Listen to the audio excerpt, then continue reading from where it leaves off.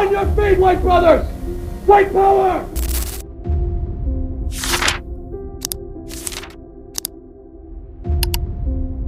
Nazism did not end with the fall of the Third Reich.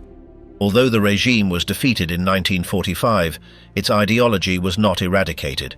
It retreated, mutated, and learned to survive.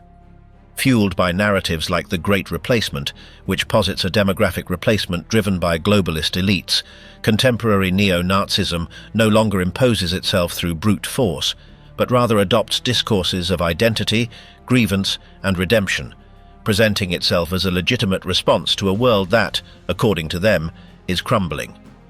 Today, radicalization doesn't occur in meetings or pamphlets, but on encrypted platforms like Telegram or Discord, where clandestine networks operate, sharing ideology, tactics, and propaganda without oversight. But this dynamic is not only virtual. In parallel, gyms, football stadiums, and businesses with political aesthetics function as spaces for ideological encounters, where bonds are reinforced through physical training, shared routines, and symbols laden with meaning. There, belonging is expressed through the body, discipline, and consumption. Cryptocurrencies allow these networks to be financed opaquely, while cases like that of Shiloh Hendricks, who, after being involved in a racist incident, received more than $600,000 in support, show how hate speech, far from isolating, can become a source of support and funding for these networks. This documentary examines how and why neo-Nazism is regaining strength in the 21st century. From the Third Reich to the present, the transformation of neo-Nazism in Europe. To understand why neo-Nazism is regaining strength in Europe and the United States, it is essential to understand how its ideological core managed to survive the collapse of the Third Reich. After 1945, far from disappearing, its principles were preserved and reformulated by clandestine networks of former military personnel, propagandists, and sympathizers. Some fled to Latin America via routes like Odessa. Others remained in Europe, where they founded organizations like HIAG, aimed at rehabilitating the image of the Waffen-SS. In parallel, revisionist groups spread the idea that Nazism was a misunderstood cause, whitewashing its legacy and facilitating its adaptation to new narratives. This process of adaptation found fertile ground in an already existing ideological framework, fascism, a concept widely used in contemporary political discourse, though often without a precise understanding of its meaning.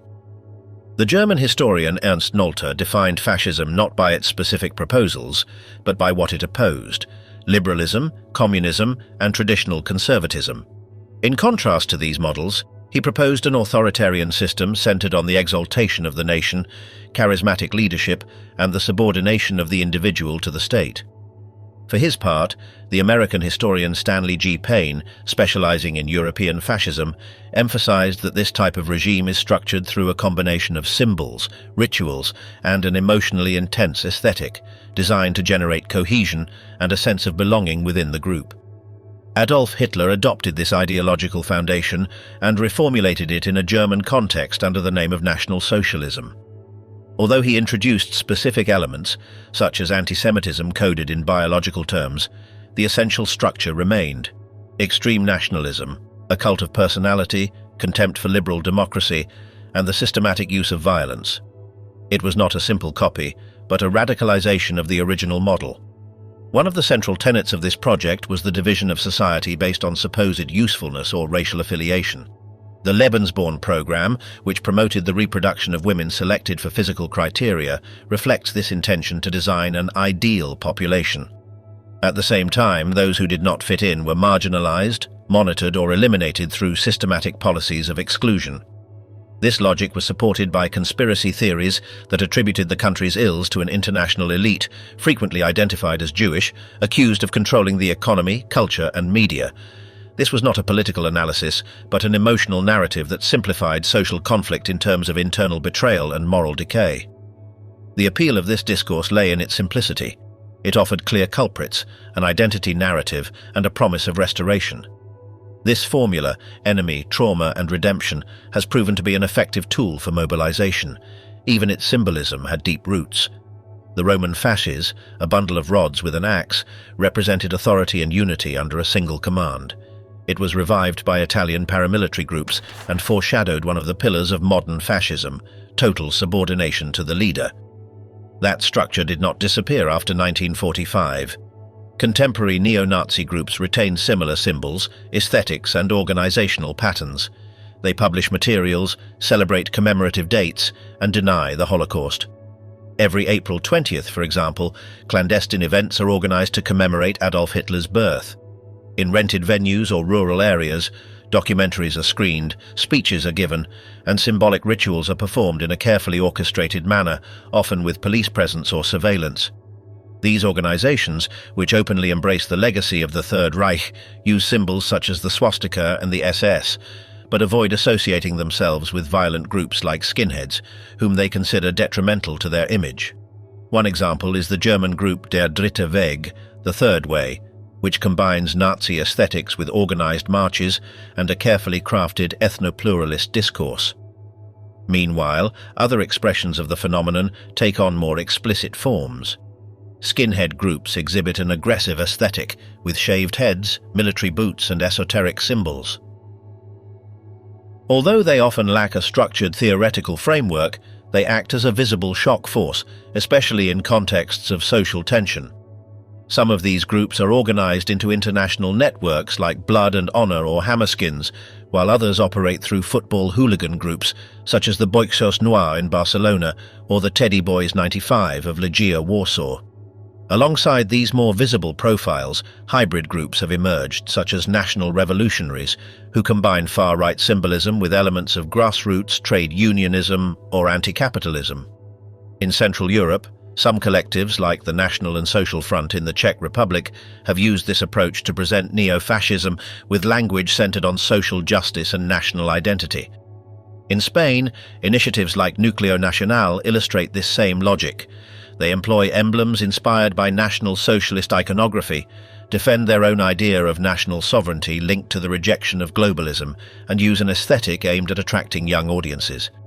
More discreet in their public appearance but active in recruitment networks, cultural associations and pro-Nazi societies of an esoteric or pseudo-religious nature also operate.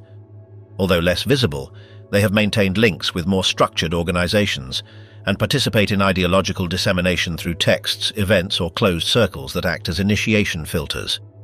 What unites these actors is not so much their form as their strategy to blend into social or cultural discourses in order to dilute their true ideological content.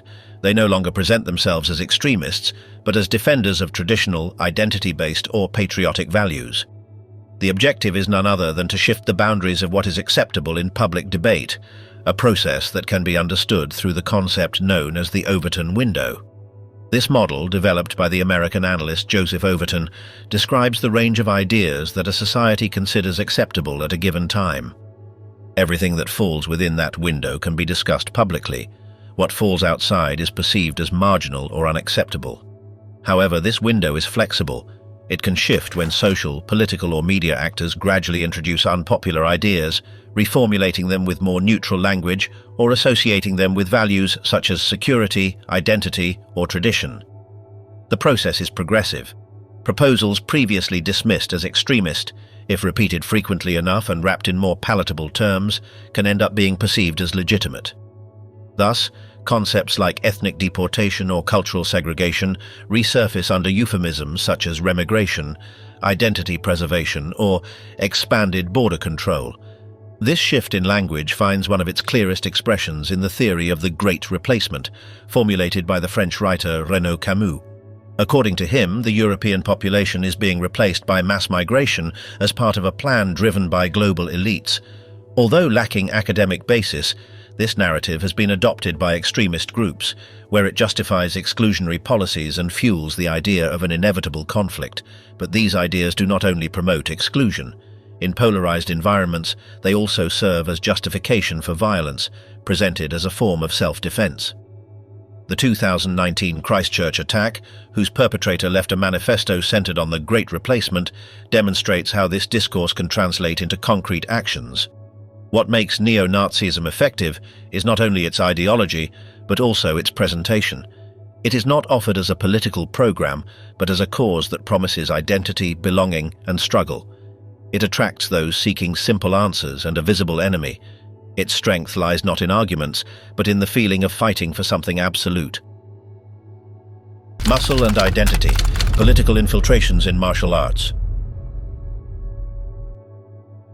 After adopting the codes of contemporary discourse, certain sectors of the far right began to infiltrate spaces where ideology is not explicit.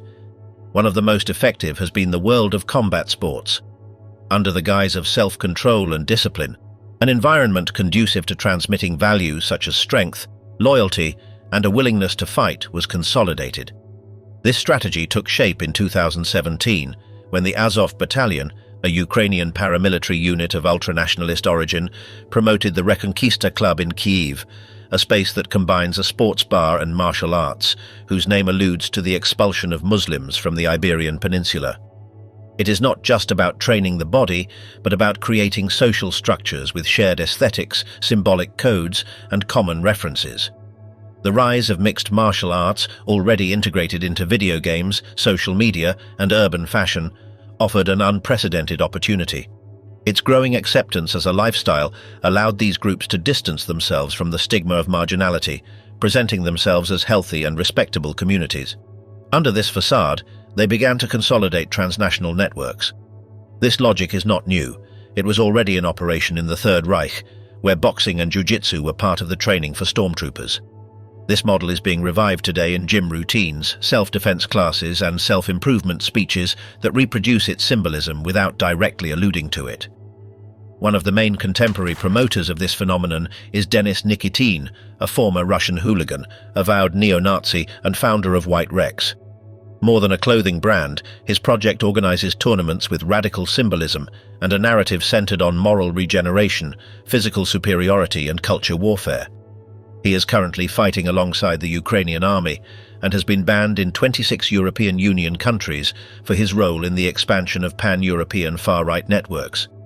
Their model was replicated in events like Battle of the Nibelungen, held in Germany since 2013. Although presented as sporting competitions, they function as spaces for ideological cohesion, where activists from different countries converge, identifiable by Celtic crosses, medieval shields, or Gothic lettering. Since the mid-2000s, and with greater force since 2015, these networks displaced hooliganism as the main entry point for radicalized young people. It was no longer necessary to join organized fan groups or participate in riots. Simply going to a gym was enough. These spaces offered structure, anonymity, and social legitimacy. Researchers like Karim Zidan have documented their expansion from Eastern Europe to North America, where tournaments like Day of Glory or Force and Honor operate as satellites of an international network with synchronized symbols, brands, and discourses. Within this same international dynamic, Active Club, founded in the United States in late 2020, stands out. Far from being limited to sports, this network has become an operational radicalization structure. Its aesthetic revolves around physical training, masculinity, and self-control, but its objective is to form militant cells prepared for action. Through encrypted channels like Telegram, its members disseminate combat routines, coded messages, and Nazi symbolism. In some cases, they even share tributes to the Waffen-SS and white supremacist propaganda material. Today, Active Club has a presence in the United Kingdom, Canada, and various parts of Europe. In the UK alone, its encrypted channels have over 6,000 followers, with active cells in Scotland, Northern Ireland, and London. The regular filtered meetings require that participants be male, white, of European descent, and in good physical condition. According to leaked conversations, they are not looking for ideological activists, but rather strong, disciplined men ready to act. The group avoids inflammatory language to circumvent anti-terrorism legislation, but its connection to violent organizations like Rise Above Movement, whose founder, Robert Rundo, was arrested for political offenses, makes its orientation clear. The Counter-Extremism Project warns that its main risk lies in its ability to expand undetected, disguising its activities under the guise of health and wellness. This logic has not gone unnoticed by intelligence agencies. The Bundesamt für Verfassungsschutz, the German Federal Office for Constitutional Protection, warns that the far right has professionalized the use of physical training as a means of covert radicalization. According to its reports, the goal is to prepare militants to act as shock troops at demonstrations and political events. This link between violence and personal history is reflected in concrete stories. An illustrative case is that of Sean Strickland, the current UFC middleweight world champion. Raised in a dysfunctional family environment, with an alcoholic father and a childhood marked by abuse, he found an initial sense of belonging in racial hatred. In his adolescence, he identified with Neo-Nazism, was expelled from the school system for hate crimes, and even patrolled the streets armed. For him, ideology was not doctrine, but identity. Mixed martial arts offered him an escape, structure, and recognition, but this transformation did not completely erase his past. Strickland remains a controversial figure, verbally aggressive and emotionally unstable. Their story reflects how, in certain contexts, MMA can be both a refuge and a stage for reinforcing authoritarian behaviors. In vulnerable situations, learning to fight not only strengthens the body, but can also fuel an illusion of invulnerability, especially among young white people who find in that strength and validation of their identity. The phenomenon also took root in the United States. The Rise Above movement, which defines itself as an alt-right MMA club, participated in the Charlottesville riots and established links with European groups, including the Azov Battalion itself. In these circles, combat not only shapes bodies, but also articulates community, reinforces an aesthetic, and consolidates a shared narrative. Radicalization is not transmitted solely through physical violence, but also through image. The far right understood that aesthetics are a strategic tool. It abandoned the skinhead stereotype to adopt the figure of the young, disciplined, strong, and seemingly harmless white man. Brands like Right Brand Clothing, linked to Rise Above, even financed gym memberships to recruit new members.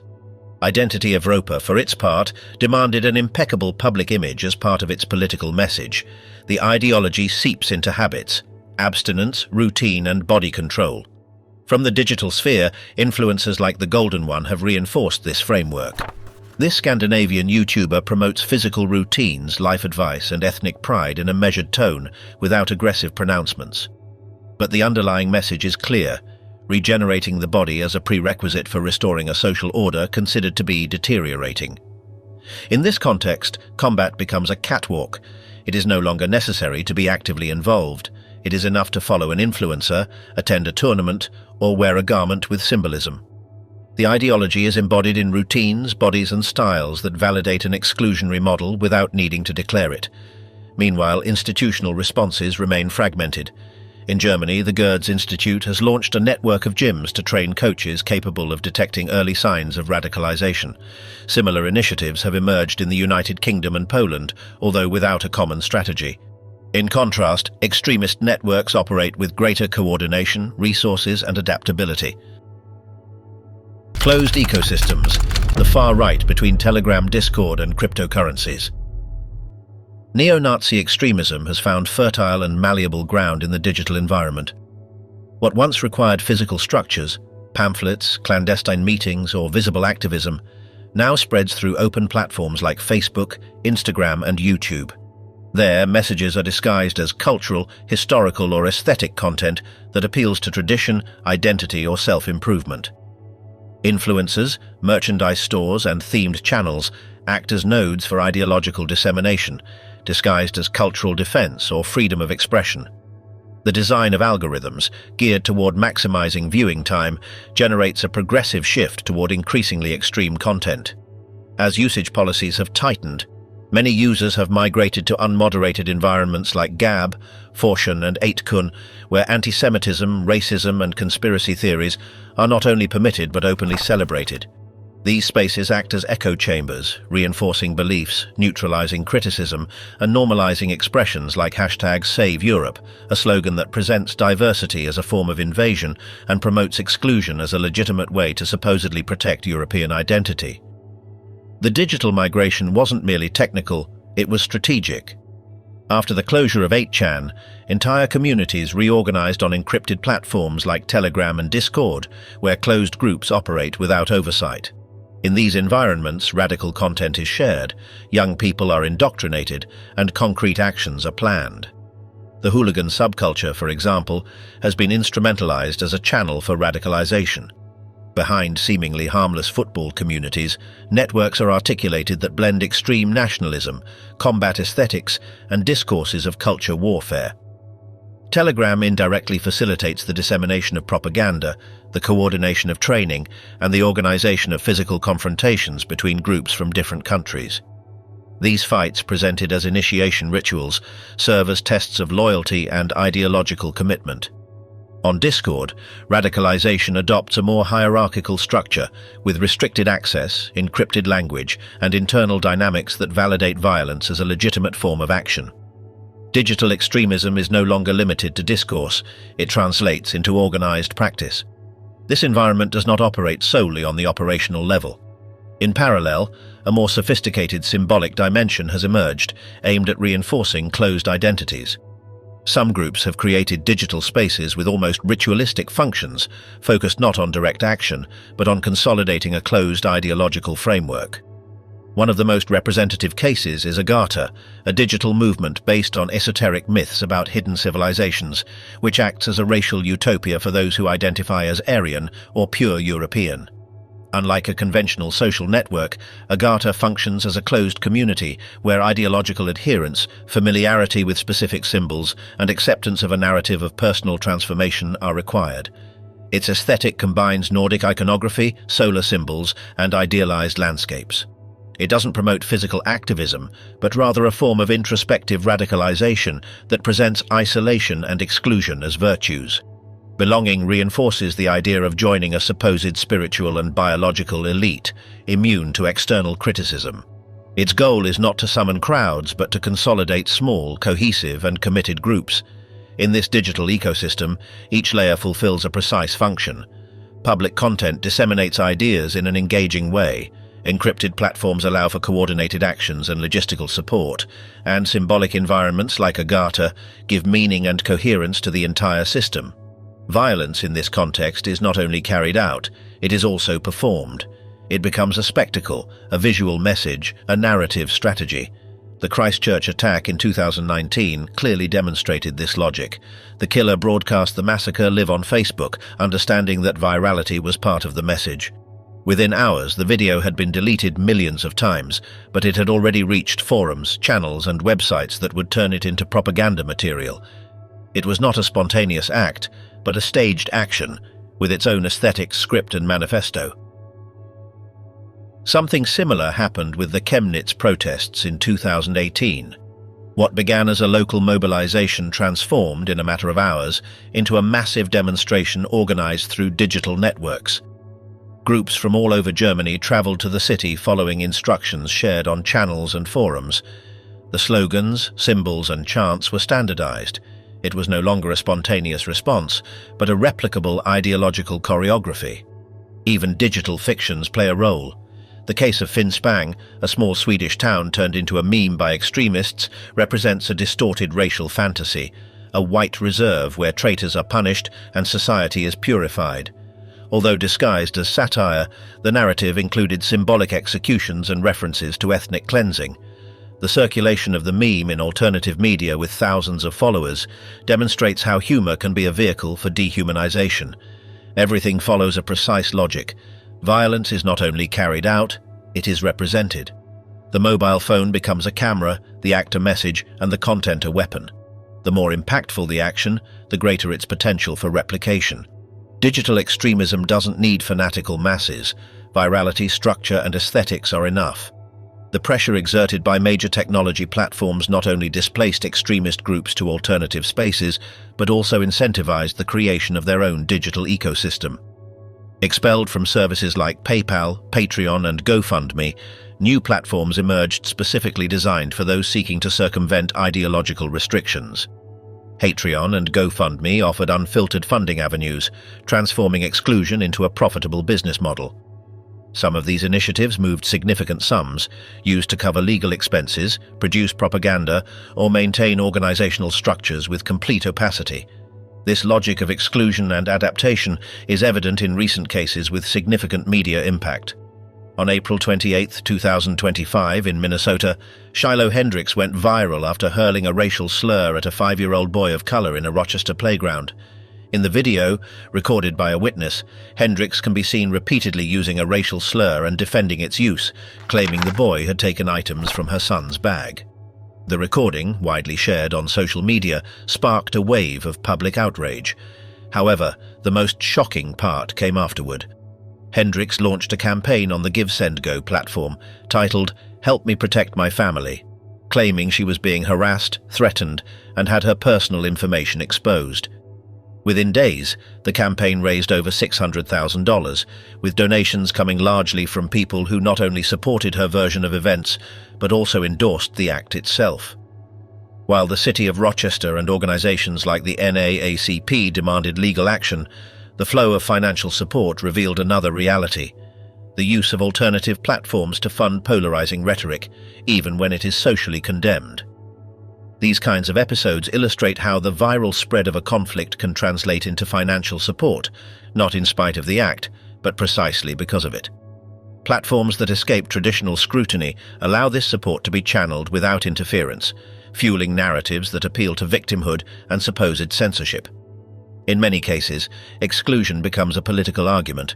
As with Hendricks, this drives the use of opaque payment methods, such as cryptocurrencies, and consolidates ideological funding networks outside of institutional control. But this alternative ecosystem is not limited to funding. The same logic of exclusion and regrouping has guided the migration to new communication platforms. After the closure of forums like 8chan due to their connection with mass attacks, entire communities migrated to spaces like N-chan, where within days manifestos, slogans, and calls to chaos began circulating again. Applications like Telegram, initially designed for democratic activism, were quickly adopted by figures ostracized from the mainstream digital sphere, such as Gavin McInnes and Milo Yiannopoulos. Today, their channels attract thousands of followers, while groups disseminating openly violent rhetoric without moderation or external oversight are proliferating. In these spaces, cultural references, extremist ideologies, and mobilization strategies intersect. Videos, memes, tutorials, and slogans designed to incite social conflict are shared. Civil wars, coups, and racial purges are discussed openly. Symbolism from contexts like the Ukrainian conflict, especially that linked to units like the Azov Battalion, is repurposed as inspiration for new generations of radicalized militants. Video game culture has not been immune to this strategy of ideological infiltration. Platforms like Steam, Discord, and even spaces aimed at minors, such as Roblox, have been used to discreetly introduce hate messages. Algorithmic personalization and anonymity facilitate its spread among unsuspecting users. Although major tech companies attempt to contain this dynamic, decentralization and the sheer volume of content make the phenomenon a persistent challenge. For extremist groups, each attempt at censorship is not an obstacle, but rather a confirmation of their narrative of persecution. These platforms are not the only vehicle for dissemination. They are part of a broader ecosystem that is redefining how the far right communicates, organizes, and mobilizes. Radical content not only circulates but is amplified, finds new audiences, and transforms into action both online and offline. Even seemingly innocuous formats, such as podcasts, cooking channels, or lifestyle videos, have been instrumentalized to introduce extremist ideas. Beneath an informal veneer, this content establishes emotional connections with the audience, facilitating the acceptance of ideological messages without direct confrontation. Radicalization is not imposed, it is filtered through aesthetics, tone, or cultural references. YouTube has played a particularly influential role in this process. Its recommendation system, designed to maximize user engagement, can gradually guide users toward more radical content. Several studies have documented how a simple search can lead to a closed ideological environment, where pre-existing biases are reinforced and alternative perspectives are limited. The case of Dylan Roof, perpetrator of the 2015 white supremacist attack in Charleston, illustrates this mechanism. His radicalization began with a superficial search, but the algorithmic path led him to websites where white supremacy was normalized. It wasn't isolated content that transformed him, but rather the way the very structure of the network steered him toward an exclusionary worldview. This phenomenon is intensified by what is known as a filter bubble, a digital environment where the user only receives information that reinforces their existing ideas. In these bubbles, dissenting voices are scarce, and continuous exposure to extreme narratives can normalize radical positions without the user even perceiving them as such. Beyond the role of algorithms, the general digital environment reinforces this trend. Unmoderated platforms like Gab, anonymous forums, and certain online stores allow for constant exposure to extremist material. Here, it is not a system that pushes this trend, but a context saturated with self-reinforcing messages. One of the most effective resources in this ecosystem is not direct discourse, but humor. The far right has understood that capturing young and disillusioned audiences requires entertainment. Memes, emojis, and ambiguous jokes act as vehicles for masked dissemination. Far from appearing as threats, they are presented as provocations or satires, even though they contain messages laden with racism, anti-Semitism, or authoritarianism. In this context, laughter not only protects, it also opens the door. A gesture, a symbol, or an everyday object can become an identity marker. Examples like Pepe the Frog, an originally apolitical cartoon, show how certain characters are appropriated by radical communities, transforming them into symbols of supremacism. At its peak, the figure of Pepe was used to represent everyone from Nazi leaders to Ku Klux Klan groups, and even circulated in mainstream political campaigns. Through these symbols, fictional universes with a propagandistic function are also created.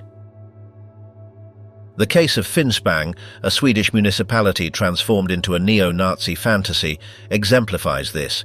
There, a white enclave was imagined where traitors to the people were punished. This content, although originating in fringe forums, managed to reach widely disseminated media, demonstrating its capacity for expansion. This type of dark humor seeks not only to provoke, but also to generate a sense of belonging.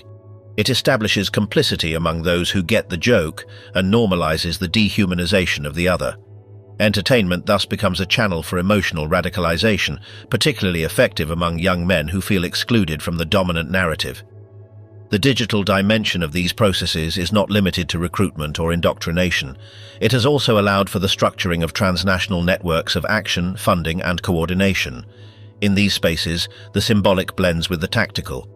Through open or encrypted platforms, far-right groups share documents, guides, strategies, and manifestos. What was once marginal and fragmented now operates as a coherent network with the capacity for replication. Each attack seeks not only to harm, but also to inspire and imitate. The 2018 Chemnitz protests exemplified this dynamic. A limited gathering transformed into a massive mobilization in a matter of hours, thanks to digital networks that surpassed traditional forms of organization. Hierarchy is no longer required. A well-connected network is enough to trigger a chain reaction. Economically, the digital environment has opened up effective funding avenues. Online stores, crowdfunding platforms, and decentralized campaigns have made it possible to raise funds for legal defense, content production, or on-the-ground actions. Cases like Generation Identitaire, which managed to raise hundreds of thousands of euros in fragmented donations, illustrate this model.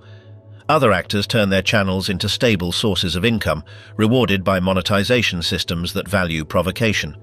This fuels a vicious cycle. The more extreme the message, the greater the visibility, and with it, the financial gain. Provocation ceases to be accidental. It becomes a deliberate tactic. Meanwhile, social networks act as multipliers. Every message, image, or comment can be reproduced exponentially, creating ecosystems where radicalization is possible without direct contact, visible leaders, or rigid structures. Extremism no longer imposes itself. It adapts, infiltrates, and replicates. Aesthetics and identity, how clothing and food communicate ideology. Far from being confined to the digital realm or visual aesthetics, certain sectors of the far right have found an effective way to spread their ideology in everyday life. Among the most unexpected elements is food, not as a simple nutritional choice, but as a symbolic vehicle laden with identity, historical, and political values. A striking example emerged in Germany in 2014, a vegan cooking channel hosted by masked extremists. At first glance, it seemed like a harmless oddity. But beneath the recipes and dietary advice lay a deliberate strategy. The program intertwined racist references, anti-Semitic comments, and slogans against the liberal system, all wrapped in a youthful, modern, and carefully crafted aesthetic. This formula sought to connect with the audience through informal, humorous, and seemingly innocent language. The choice of veganism was not accidental. For the channel's creators, a meat-free diet represented not only health or discipline, but also a form of consistency with an idealized vision of the national body. In their words, eating properly is a moral act linked to the purity of the people and the rejection of external influences. Through this type of discourse, everyday practices are integrated into an ideological narrative that reinforces the notion of ethnic belonging. However, food has also been used for the opposite purpose, to reject what is considered weakness or progressive imposition. In certain far-right circles, meat consumption, especially in excess, has been championed as an expression of masculinity, individual sovereignty, and defiance of environmentalist discourse. Figures like Jordan Peterson have advocated exclusively carnivorous diets, associating them with strength, independence, and a rejection of political correctness. This polarization has even extended to specific products. The consumption of hamburgers, the use of plastic straws, and the tofu boycott have become cultural symbols with ideological weight. Brands like Wendy's and Papa John's were briefly adopted as emblems of the alt-right movement, while some influencers went so far as to attribute conspiratorial properties to plant-based alternatives, accusing them of being part of a plan to weaken society. In this way, the table becomes yet another stage in the culture war, where every ingredient, recipe, or product can acquire political, identity-related, or exclusionary connotations, even under a trivial or festive guise. Beyond cooking as spectacle or provocation, certain sectors of the far right have placed food at the center of their alternative worldview. In communities of extreme preppers and survivalist groups, food ceases to be a mere resource for consumption and becomes a symbol of autonomy, resistance, and identity purity.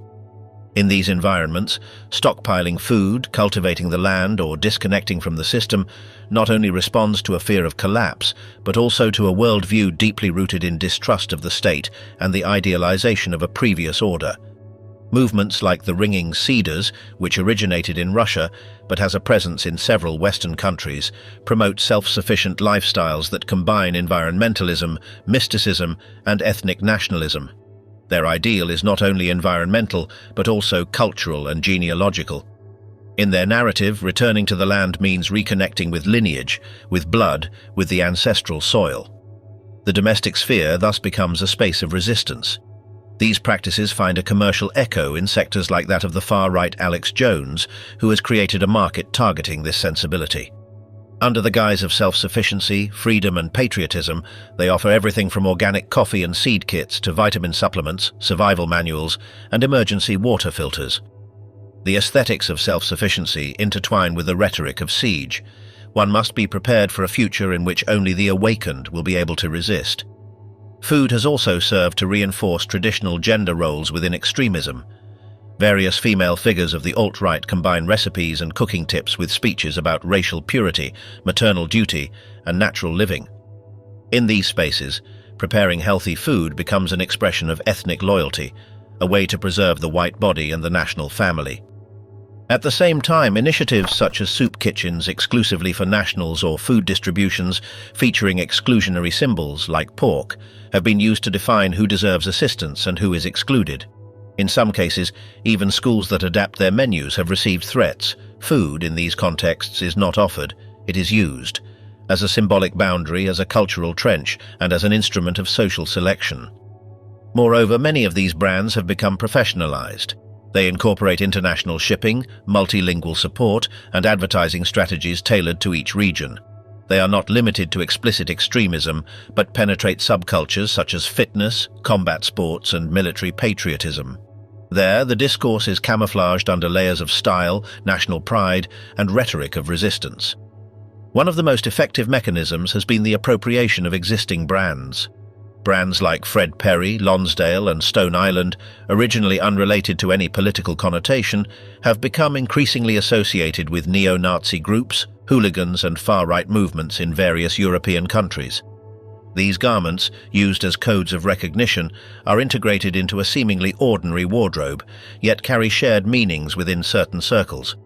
Clothing thus becomes a tool for symbolic affiliation, reinforced by the confrontational and masculine aesthetic that characterizes these groups.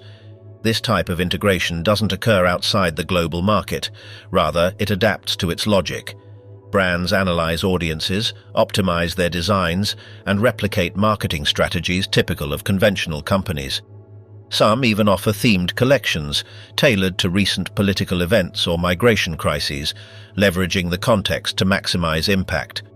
The result is an ideological economy that transforms garments into tools for emotional mobilization.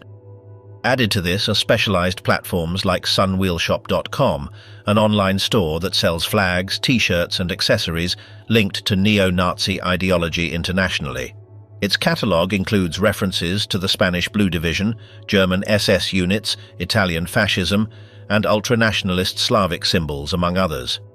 This store, like many others, not only sells products but also constructs an identity. Through graphic design, promotional texts, and the selection of iconography, it transforms consumption into a form of activism. Meanwhile, social media facilitates its visibility. Photographs of influencers wearing t-shirts with ambiguous messages, sponsored posts, and closed communities allow these garments to circulate as part of an aspirational aesthetic, where the message is diluted within a lifestyle. This promotes a type of consumption that, without explicit statements, reinforces beliefs, legitimizes marginal discourses, and consolidates identity ties. All of this occurs in a terrain where the thin line between irony, provocation, and deliberate political positioning becomes increasingly difficult to define. And while brands refine their codes, digital platforms continue to function as the primary showcase for a fashion that not only clothes bodies, but also shapes perceptions, normalizes ideas, and enables new forms of visual activism. The aesthetics and products associated with extremism are not limited to clothing or explicit visual codes. They also penetrate more subtle and everyday aspects, such as food, consumption habits, and self-sufficiency, consolidating a symbolic economy that connects ideology, lifestyle, and belonging. Within this framework, the culinary world becomes another entry point to discourses that, without being overtly violent, reinforce notions of purity, tradition, and exclusion. The link between nationalism and specific consumption translates, for example, into the expansion of brands that sell products related to survival, natural cooking, and food sovereignty. These markets not only promote food or utensils, but also appeal to narratives of resistance against the system, the moral decline of the West, or supposed cultural contamination. Thus, a simple purchase of seeds or preserves can acquire a symbolic weight that goes beyond nutrition. It is presented as an act of identity defense. At the same time, there is an internationalization of the discourse through the design and distribution of products. Some Eastern European brands, such as those originating in Poland or Russia, incorporate symbols shared by German, American, or Scandinavian extremists. This circulation of references, from Viking iconography to slogans like white power or zero tolerance, fosters a sense of transnational belonging among activists from different parts of the world. Food, like clothing or music, becomes a channel where ethnic pride, warrior imagery, and the idea of a global community in resistance converge. This logic is also reflected in distribution channels, online stores with currency converters, multilingual marketing campaigns, and influencers who mix traditional recipes with messages about moral decay or cultural degeneration. Even children's products or women's lines with a naturalistic aesthetic participate in this trend, adapting their language to the target audience, but without losing the underlying ideological charge. The effect is twofold. On the one hand, a symbolic network is generated that facilitates identification among ideologically aligned consumers. On the other hand, radical discourses are disseminated through seemingly innocuous practices, thus normalizing ideas that, in other contexts, would be outright rejected. The resurgence of Neo-Nazism in Europe is not explained solely by the persistence of past ideologies, but by its capacity to adapt, camouflage itself, and capitalize on contemporary dynamics. From sports and aesthetics to everyday consumption, these movements have refined their strategies for inserting themselves into the cultural fabric without openly presenting themselves as extremists. Their success lies in subtlety. They displace discourse without proclamations, infiltrate through symbols and habits, and manage to build communities that combine belonging, discipline, and identity. Understanding this phenomenon requires looking beyond explicit extremism and detecting the invisible forms of radicalization that normalize the unacceptable.